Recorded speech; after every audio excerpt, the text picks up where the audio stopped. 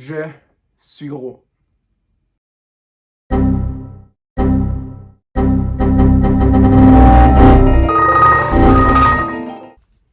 Depuis que je suis tout petit, j'ai toujours eu de la difficulté avec mon image corporelle. Je me trouvais gros. Je me faisais dire que j'étais gros par mes amis. Et même les docteurs me disaient que j'étais surpoids. Une façon gentille de me dire que j'étais gros. Mais ceci m'a causé beaucoup de problèmes. Par exemple, je pouvais pas me regarder dans le miroir sans me dégoûter. Je portais toujours des vêtements plus gros pour cacher ma forme. Et même quand je me baignais avec mes amis, je me forçais à porter un chandail pour cacher ma bedaine. À cause de ça, j'ai décidé d'aller au gym. J'allais au gym, mais je voyais pas les résultats que je voulais assez vite. Alors, après quelques semaines, j'ai abandonné. Mais cet été a été la première fois que je suis allé au gym régulièrement avec un vrai plan d'entraînement. Cependant, j'avais pas une bonne nutrition. Je mangeais quasiment que de la malbouffe. Et quand l'école a recommencé, j'ai dû tout lâcher pour me concentrer sur mes études. Quand on nous a lancé le PEPI, je me suis dit que c'était l'occasion parfaite de me remettre dans mon défi, de me mettre en meilleure forme physique. Mais j'ai vite réalisé que c'était pas aussi simple que ça. Je savais pas exactement quoi faire. Mais avec une petite recherche, j'ai trouvé que la meilleure façon d'être en bonne forme physique, c'est en baissant notre taux de gras corporel. Hein? Mais qu'est-ce que c'est? Le taux de gras corporel est exactement ce que vous pensez. C'est le pourcentage de gras que vous avez dans votre corps. Il y a plusieurs façons de le calculer, mais on va seulement se concentrer sur la façon de la marine, qui prend en compte la circonférence. Je vous explique.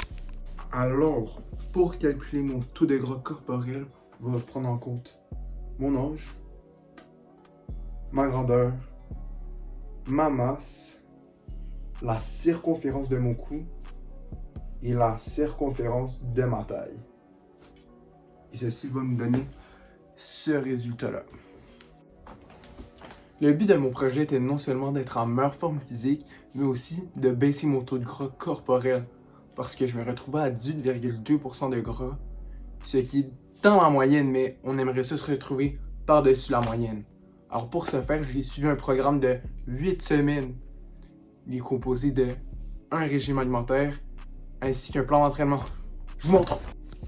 Typiquement, dans la semaine, il y a 6 jours où je suis un régime fixe et une journée où je me laisse un peu aller. Cette journée-là s'appelle le cheat day. Elle me permet de me détacher de mon régime et manger ce que je veux, mais de façon modérée. Voici un exemple de régime typique que j'ai adopté durant mon projet. Pour mon déjeuner, je mangeais 2 œufs, 125 grammes de fruits, ça pouvait être n'importe quel fruit, il fallait juste que ça soit un minimum de 125 grammes. Je prenais aussi toujours au moins une pomme et finalement, je buvais un verre de lait. Ensuite, pour mon dîner, je mange 135 grammes de légumes, une clémentine, une pomme, un fromage ficello et à la base, je mangeais pas vraiment de choses pour mon dîner. Mais j'ai vite réalisé que c'était essentiel. Alors j'ai rajouté un sandwich au jambon et au fromage et un yogourt Liberté. Et finalement, pour mon souper, je mange 200 grammes de poulet. Salut à tous, bienvenue à une séance spéciale de Vlad is Cooking où je vous montre comment préparer votre poulet. Allons-y! Pour cette recette, vous aurez besoin de 1 kg de poulet, des morceaux de citron, des gousses d'ail, du paprika, de la moutarde,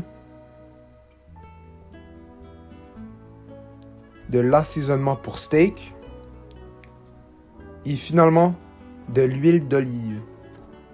On va éplucher les gousses d'ail dans 3, 2, 1. On aura besoin d'un bol. On va reprendre nos gousses d'ail et on va les écraser comme montré dans la vidéo. Veuillez noter qu'aucun gaspillage sera toléré. Alors on va s'assurer de tout utiliser. Ensuite, on va rajouter notre huile d'olive. On va rajouter 3 cuillères. Alors 1, 2 et 3. Ensuite, on va rajouter une bonne cuillère remplie d'assaisonnement à steak. Et hop, on va rajouter une grosse cuillère de moutarde.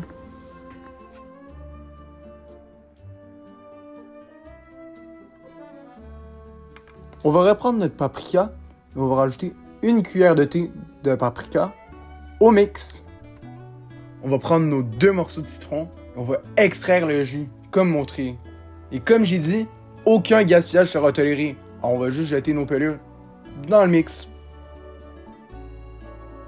Et maintenant, on va tout mélanger. Vous savez, chez Vlad's Cooking, on a même une chanson pour vous guider.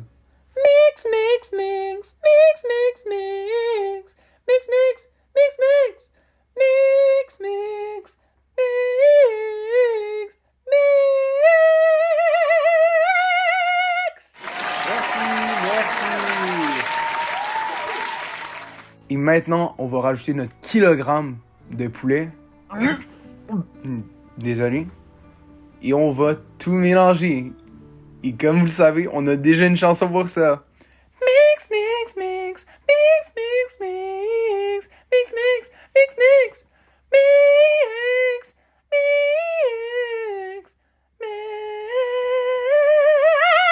mix. Ouais. Et maintenant, nous allons prendre un contenant pour placer tous nos morceaux de poulet et notre mix à l'intérieur pour qu'ils puissent se conserver, comme le voici. Ceci est la fin de la séance de Vlad's Cooking.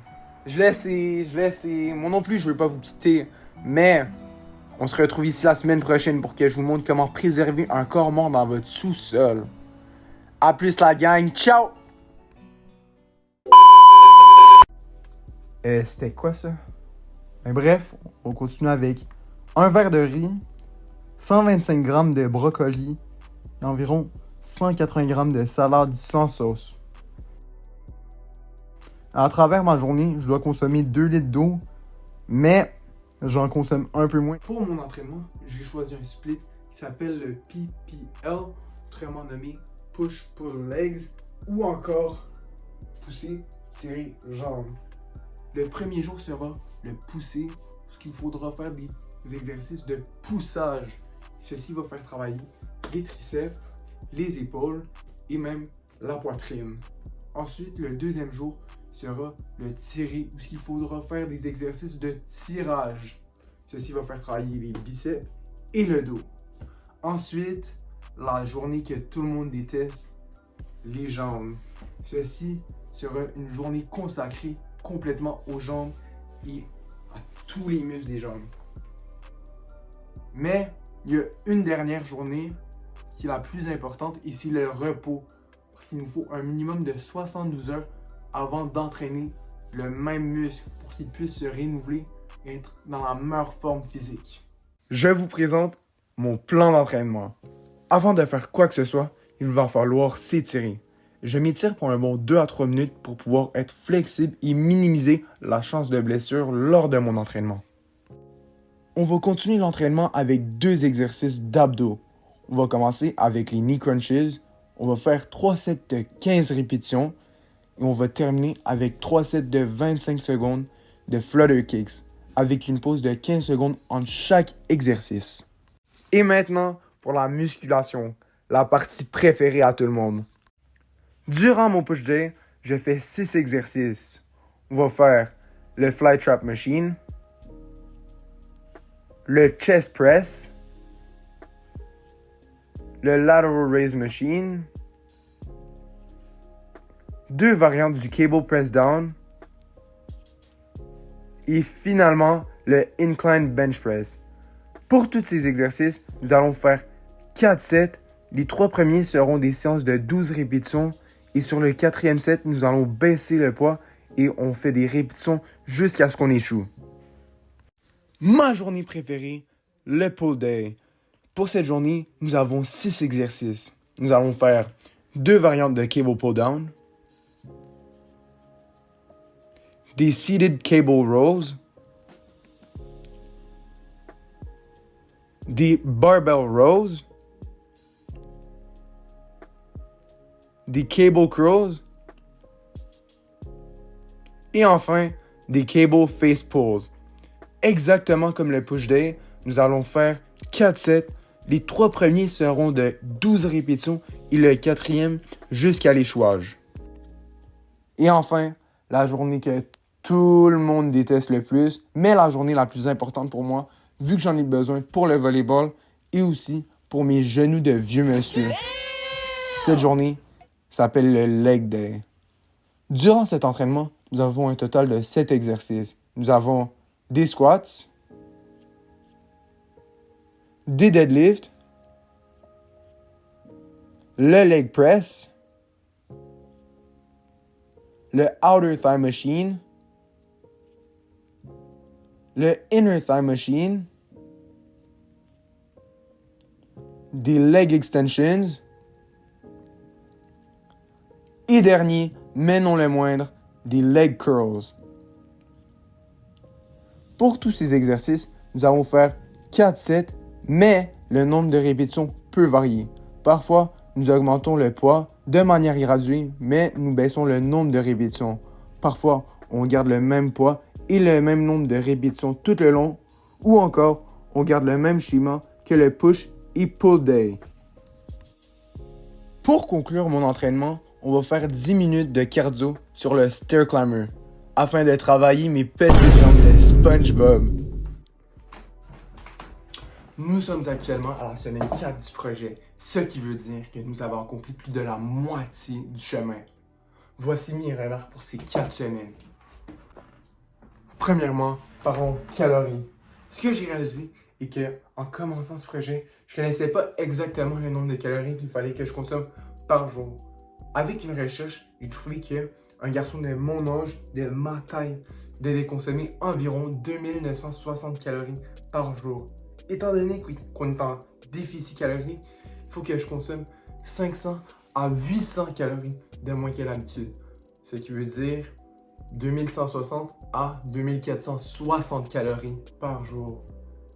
Mais durant ce dernier mois, j'ai consommé en moyenne 1700 calories par jour, ce qui est beaucoup moins que notre but cible.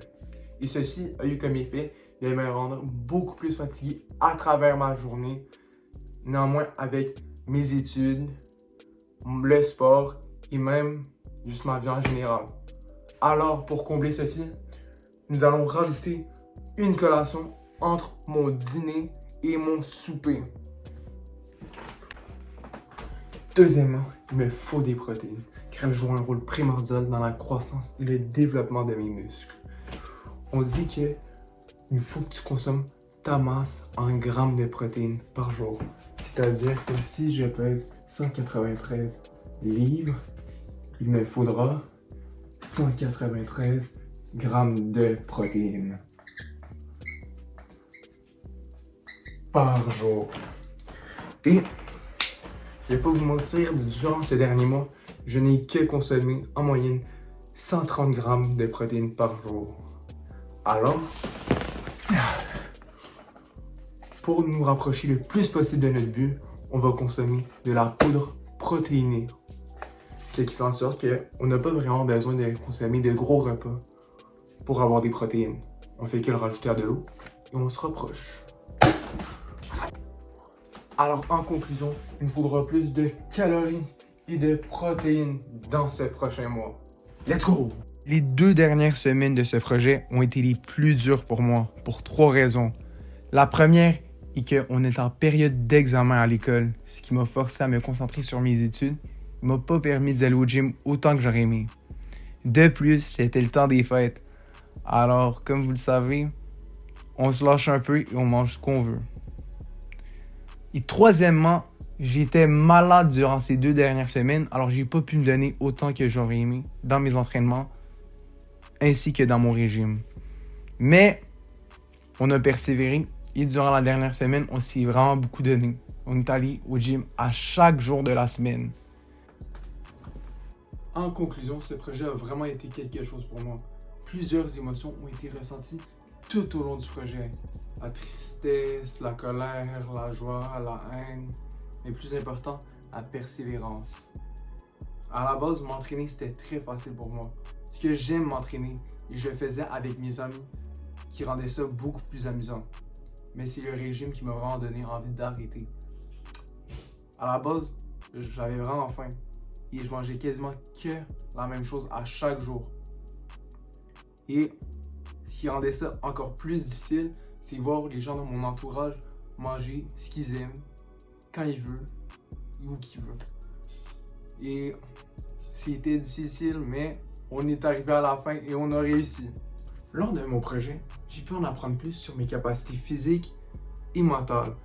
J'ai pu tester mes aptitudes et en apprendre davantage sur moi-même avec toutes les connaissances que j'ai apprises grâce à mes recherches en plus de mes expériences personnelles.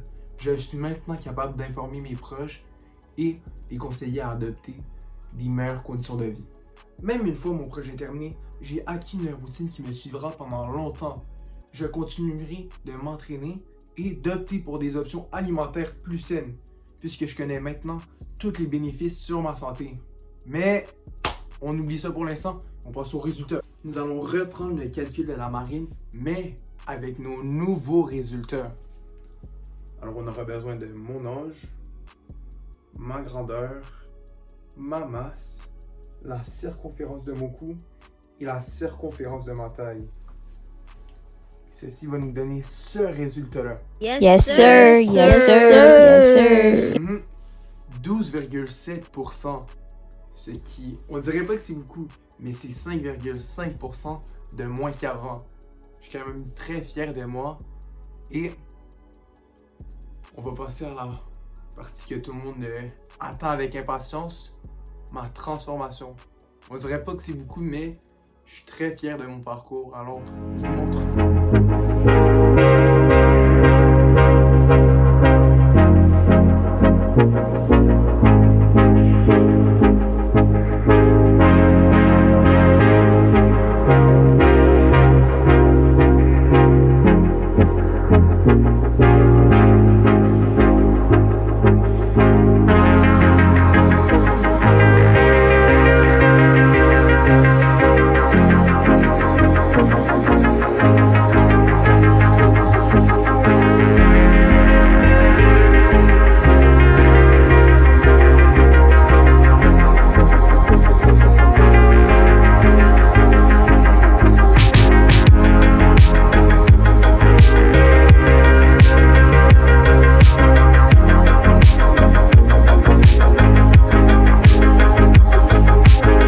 J'espère vous avoir renseigné en plus de vous avoir motivé à prendre en main vos habitudes de vie parce qu'il n'est jamais trop tard de faire un changement et j'en suis la preuve.